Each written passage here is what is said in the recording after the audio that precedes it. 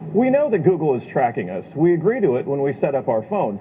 So we wanted to figure out what exactly Google is learning about us throughout the day. So here's what we're going to do. We have two identical phones.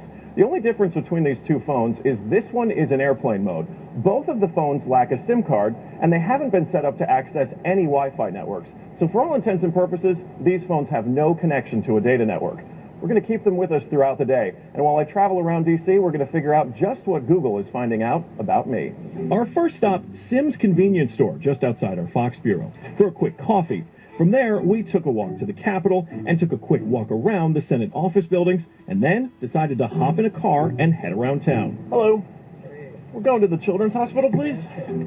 To run our test, we had to do more than walk the block, so we took a tour around our nation's capital. First, due north to the Children's National Medical Center Hospital, then west to St. Albans School and the National Cathedral.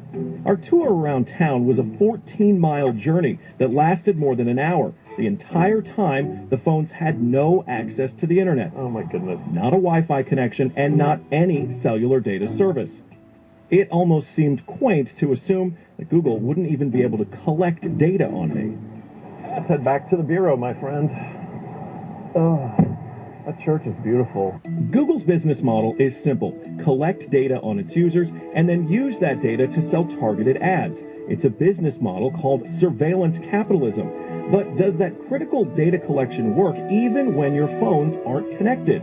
So we're back here at our Fox Bureau in DC, and we've got both of our phones exactly how we left with them. The only difference, really, I snapped a couple of bad selfies at the National Cathedral. But otherwise, they have stayed in my pocket for the entire day. So let's find out what they know. This is our man-in-the-middle device. It's basically a Wi-Fi network that these phones are going to connect to once we turn their Wi-Fi on. It's going to pass data through it on the way to Google. But on the way, we're actually going to get a copy of the same data that Google's going to get. We'll be able to decrypt it and then find out where we've been throughout the day. Within minutes, the numbers rolled in. The phone that wasn't on airplane mode registered more than 100 locations, 130 activities, and even 152 barometric readings. As soon as it hooked up to our Wi-Fi, it transmitted 300 kilobytes of data straight to Google. The phone even logged our exact locations, tracking us all around town, the Capitol, the hospital, the school, and the cathedral. Now you may notice what's missing here is the exact route that we took, but it got that data too. It knows when I got out of the car.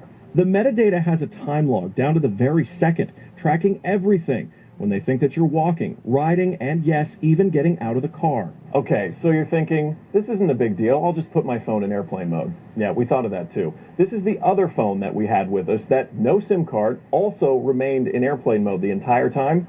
Let's see what kind of data it captured. The phone with airplane mode activated actually logged more locations and activities than the other phone, and it also transferred hundreds of kilobytes of data to Google as soon as it was activated. The only thing that's missing from this map is our stop at the Children's Hospital, but it still knows we were there. There it is. Exiting vehicle, 100% accuracy. Through complicated user agreements and free software, Google gets users to sign away their privacy for nothing. They're even following you in the places that most people would expect total privacy. Government buildings, a children's hospital, a private school, a church. Every move you make, every step you take, Google is watching you.